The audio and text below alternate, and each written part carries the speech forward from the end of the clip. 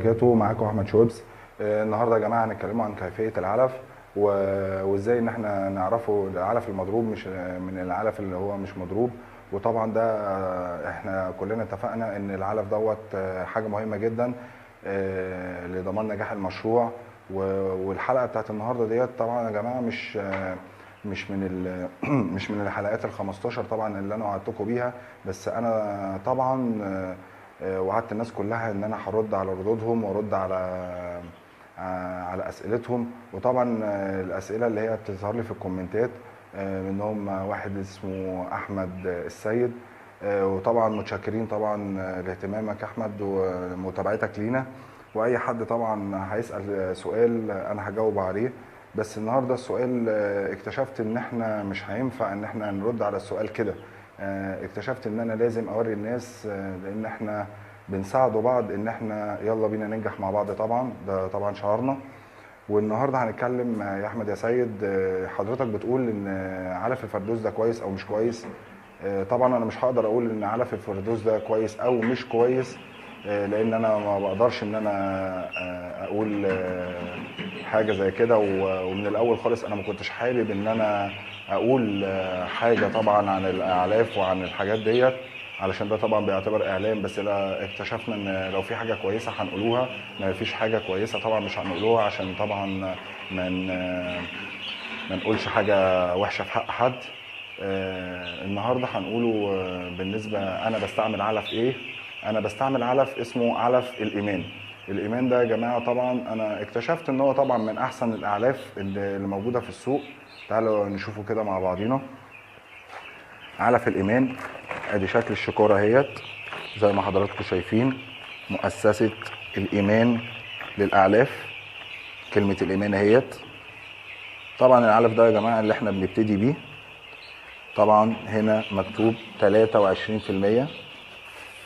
هنا مكتوب 23%. العلف دوت يا جماعه انا فضلت ماشي عليه زي ما حضراتكم شايفين اهوت شكل الشكاره. فضلت ماشي عليه لان لقيته فعلا علف نضيف وعلف كويس جدا. وطبعا عقبال ما عرفت الاعلاف وعقبال ما عرفت الحاجات ديت اخدت وقت كبير وخسرت برضو خساره كبيره، لغايه لما ربنا كرمنا الحمد لله وبقينا نمشي كويس. وبقينا ان العلف دوت يعني من احسن الاعلاف اللي انا استعملتها. ومن احسن الدورات اللي انا طلعتها كنت بستعمل العلف دوت بجميع انواعه. يعني هنا ال 23%، وفي منه اللي هو ال 21%، وفي منه اللي هو ال 19%. طبعا احنا في اول ايامنا زي ما حضراتكم شايفين كده، احنا عملنا الحلقه اللي هي بتاعت الميه بسكر، وبعد كده عملنا الحلقه اللي هي بتاعت اللي بعديها طبعا، وشرحنا الادويه الاربع ايام. وطبعا يعني شويه كده وهننزل اللي هو بعد 4 ايام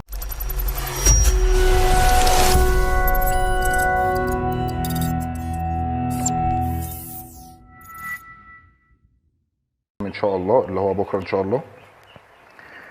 طبعا الاعلاف ازاي نعرفه ان العلف ده مضروب ولا مش مضروب؟ ممكن تلاقي شكاره زي دي، شكاره زي دي بالاخص ان هي علف الايمان وكلام تمام وكله تمام، بس الشركه بتقول لك في حاجه، ان الشركه عامله كريبه. الكريبه ديت مقفول بيها العلف اولا اهوت زي ما حضراتكم شايفين كده، واحنا مسمينها كريبه طبعا والسوق كله مسميه كريبه، لان الكريبه ديت الخامه بتاعه الورقه دي بتيجي من بره. شركه الايمان بتجيبها من بره، فبتقفل بيها الشكاره بتاعه العلف، وبتقول لك يا مستهلك ان انت لو ما لقيتش الكريبه دي ما تاخدش الشكاره. لان انا جبت الايمان دوت يا جماعه من غير الكريبه، وطلع فعلا ان هو مش الايمان ولا حاجه، ان هو متعبي وعاملين الشوال دوت على ايديهم. اي حد عايز يعمل شوال هيعمل شوال للايمان باي اسم. وزي ما حضراتكم شايفين اهوت خامه الورقه مش بتيجي من هنا، خامه الورقه دي بتيجي من بره. مكتوب الايمان للاعلاف، الايمان للاعلاف، الايمان للاعلاف دوت. طبعا بيأكد صحه الشكاره. وطبعا لو حد هيعرف يعمل الشوال مش هيعرف يجيب خامه الكريبه ديت عشان يقفل بيها الشوال. تاني حاجه هنلاقي ورقه زي ديت بالظبط.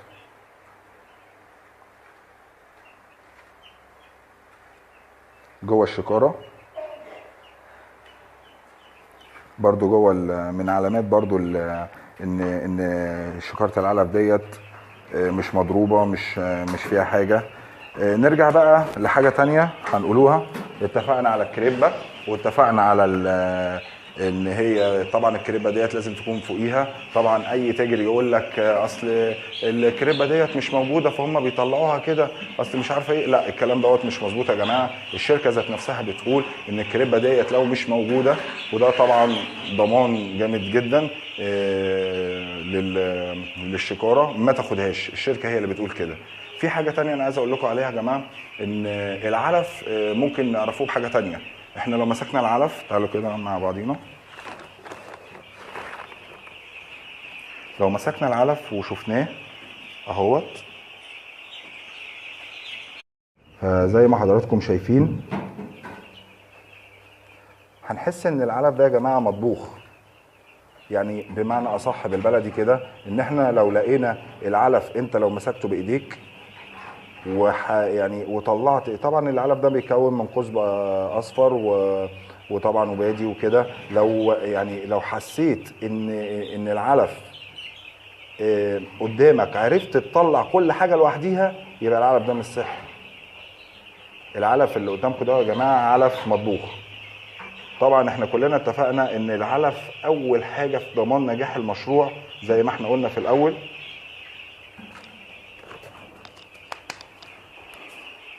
وزي ما حضراتكم شفتوا كده، طبعا العلف ممكن هيعمل حاجات كتير. يعني مثلا العلف لو كويس، في اول 3 4 ايام او 5 ايام او 6 ايام، هتحس بفرق فظيع ما بين الكتكوت دوت والكتكوت دوت.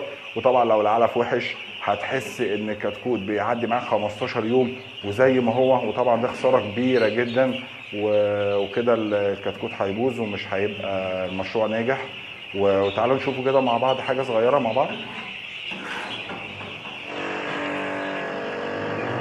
الكتكوت ده يا جماعه اللي قدامكم عمر 5 ايام. طبعا ده بضمان نجاحات كده عمر كتكوت او كتكوتين كده.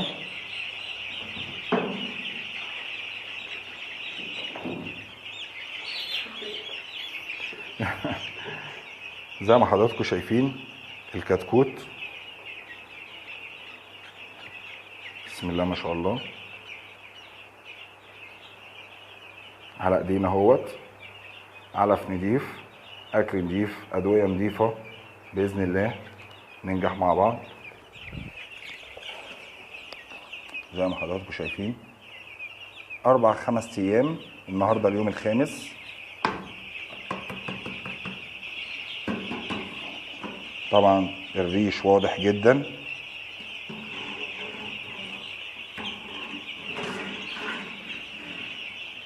وطبعا فرق الكتكوت باين جدا.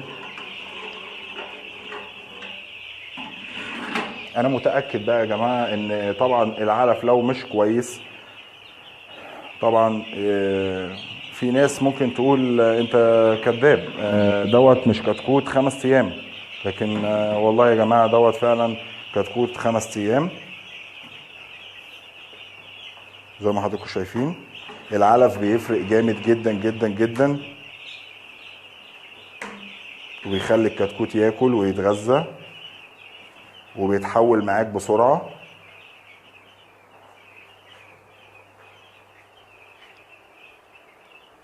وزي ما حضراتكم شفتوا معانا، انا عن نفسي يا جماعه بستعمل علف الايمان، وده طبعا كان رد للكومنتات اللي جات لي. وطبعا جزيل الشكر لمتابعتكم، والسلام عليكم ورحمه الله وبركاته.